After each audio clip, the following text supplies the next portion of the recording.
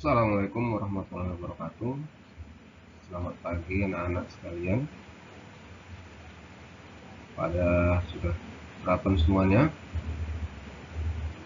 Yang penting jaga kesehatannya. Tetap semangat untuk belajar. Oke anak-anak. Pada pagi hari ini Bapak akan mengajarkan masih di bab 2, yaitu sistem reproduksi pada tumbuhan dan hewan.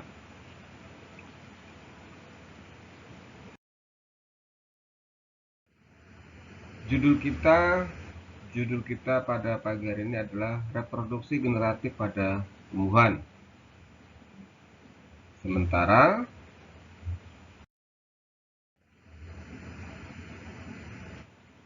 reproduksi vegetatifnya sudah diajarkan oleh Ibu Andriani minggu yang lewat ya. Sekarang kita masuk reproduksi generatif. Apa itu? Yaitu cara reproduksi yang didahului oleh peleburan sel kelamin jantan dan sel kelamin betina. Jadi anak-anak, reproduksi vegetatif itu tidak melibatkan sel kelamin. Sedangkan reproduksi generatif itu melibatkan sel kelamin. Oke, selanjutnya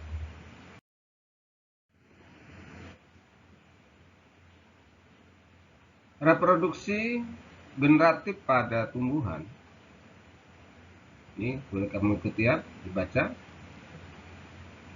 Secara generatif itu terjadi pada tumbuhan tingkat tinggi, yaitu tumbuhan berbiji tertutup dengan istilah angiospermae. Kemudian tumbuhan biji tertutup memiliki bunga yang berfungsi sebagai alat reproduksi generatifnya. Nah, di sini sudah Bapak tampilkan juga gambar bunga lengkap dengan bagian-bagiannya. Sehingga bunga ini disebut dengan bunga lengkap. Karena apa? Mempunyai kelopak, mahkota, benang sari, putik, dan tangkai bunga. Jadi 5 cirilah disebut dengan bunga lengkap. Nah, pertanyaannya, kenapa bunga ini dianggap sebagai alat reproduksi? Nah, jawabannya kalian perhatikan ini. Pada bunga ini terdapat alat kelamin jantan. Mana itu? Benang sari. Ya, ini sudah kita kenal sejak SD ya. Nah, benang sari itu terdiri dari tangkai sari dan yang membesar di atasnya ini namanya kepala sari.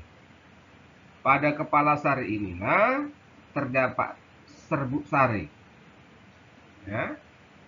Pada kepala sari inilah terdapat serbuk sari. Oke, kita lanjut.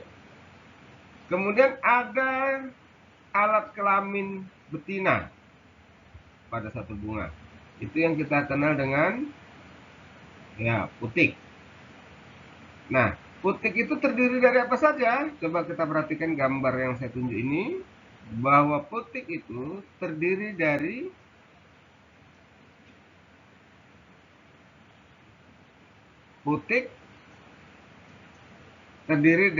ini bagian bakal buah, tangkai putik, dan kepala putik.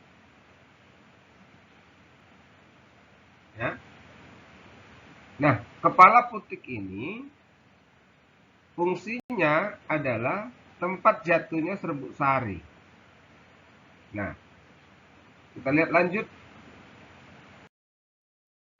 Nah, tadi sudah sempat saya singgung bahwa serbuk sari itu bisa jatuh ke atas kepala putik. Nah, peristiwa jatuhnya serbuk sari ke atas kepala putik disebut dengan penyerbukan. Ya. Peristiwa jatuhnya serbuk sari ke atas kepala putik disebut dengan penyerbukan. Nah, berdasarkan asal serbuk sarinya atau dari mana serbuk sari yang jatuh di putik, maka penyerbukan itu dibedakan menjadi 3. Apa itu? Autogami, getonogami, dan alogami. Ini waktu SD disebut dengan penyerbukan sendiri, penyerbukan tetangga, dan penyerbukan silang. Ya, anak-anak? Nah, lanjut ya.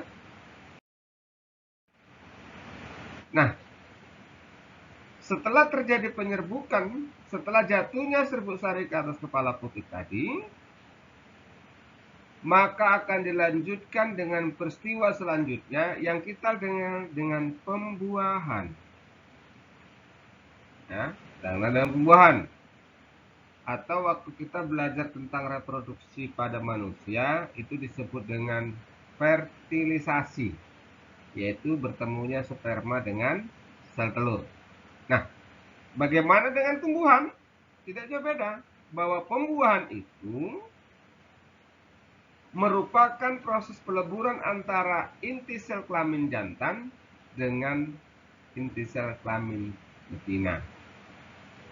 Nah, jadi kalau pada hewan namanya sperma dengan sel telur, kalau pada tumbuhan dengan inti sel kelamin jantan dan inti sel kelamin betina. Nah, bagaimana prosesnya ini? Nah, ternyata anak-anak pada tumbuhan berbiji tertutup atau angiospermae terjadi 2 kali proses pembuahan maksud saya. Terjadi 2 kali proses pembuahan. Sehingga dikenal pembuahan pada tumbuhan biji tertutup disebut dengan pembuahan ganda.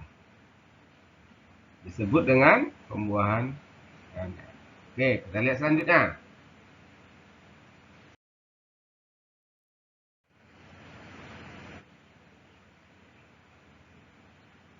Nah, bagaimana setelah pembuahan, apa yang terjadi? Nah, kita lihat. Setelah terjadi pembuahan, bakal biji akan berkembang menjadi biji dan bakal buah akan berkembang menjadi buah. Nah, maka tidak heran anak-anak, pada biji tertutup ada biji, ada daging buah. Oke anak, kita lanjut ya. Nah, sekarang apa sebenarnya biji itu? Nah, sehingga dikatakan bahwa tumbuhan itu berkembang biak secara kawin. Ternyata biji yang berasal dari pertemuan inti sel kelamin jantan dan inti sel kelamin betina itu bisa tumbuh dengan 3 syarat. Pertama, ada suhu, ada air, dan ada cahaya. Suhu, air, cahaya. Nah, kita lihat perkecambahan biji bergantung pada proses imbibisi. Apa itu imbibisi? Merupakan penyerapan air, berarti dia butuh air. Memecah kulitnya dia butuh suhu. Cahaya dibutuhkan untuk pertumbuhan selanjutnya, yaitu dalam hal berfotosintesis. Oke, lanjut.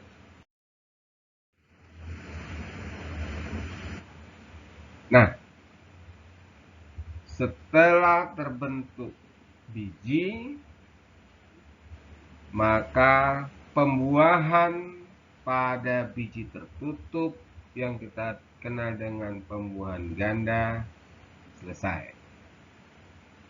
Sekarang kita masuk ke reproduksi pada tumbuhan tingkat rendah. Kenapa tumbuhan ini digolongkan kepada tumbuhan tingkat rendah? Tentu ada ciri-cirinya ya anak. Lihat. Ciri-ciri tumbuhan tingkat rendah. Pertama, tumbuhan tersebut berkembang biak masih dengan spora. Bukan dengan alat perkembangbiakan berupa bunga yang ada benang sari dan putik. Jadi dia masih berupa spora. Belum bisa dibedakan alat reproduksi antara jantan dan betina. Contoh, tumbuhan lumut dan tumbuhan paku-pakuan. Kita lanjutkan.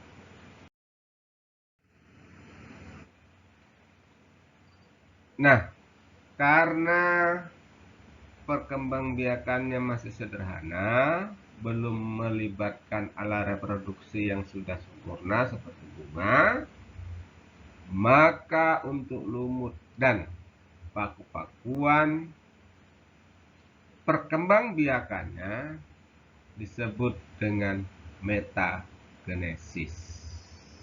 Apa itu metagenesis? Ini dia. Siklus hidup tumbuhan melibatkan suatu pergiliran keturunan atau metagenesis. Jadi metagenesis adalah pergiliran keturunan yang meliputi fase gamet, tofit, dan fase sporopit. Maaf, ini salah ya. Saya perbaiki. Ini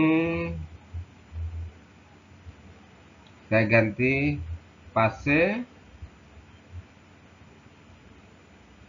sporopit.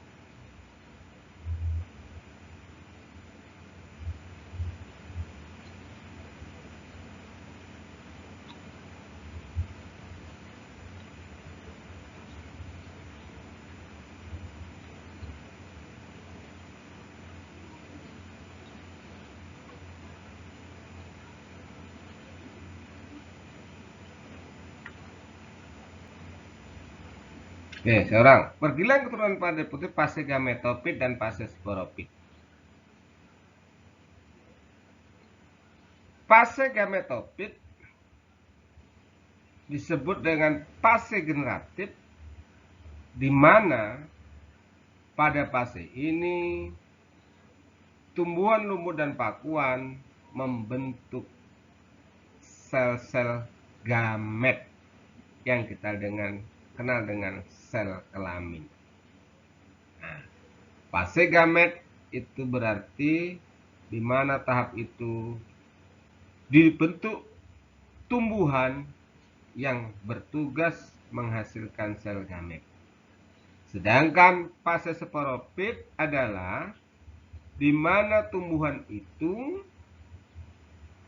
akan menghasilkan spora. Akan menghasilkan spora yang akan menghasilkan gamet untuk membentuk zigot. Berarti ada gamet betina, ada gamet jantan, sehingga terbentuklah zigot. Oke anak-anak, sampai di sini. Sebelum saya akhiri pelajaran kita pada hari ini adalah sebuah bagan. Kemudian berikut adalah tugas.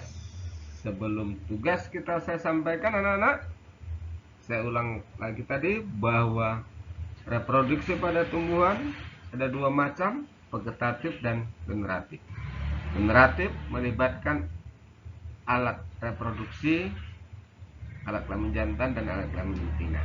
Ya anak-anak, tugas kita ada dua. Yang pertama jelaskan apa yang dimaksud dengan alogami, autogami, heterogami, dan yang kedua jelaskan apa yang dimaksud dengan pembuahan ganda pada tumbuhan. Demikian anak-anak pembelajaran kita hari ini. Selamat belajar. Assalamualaikum warahmatullahi wabarakatuh. Tetap semangat.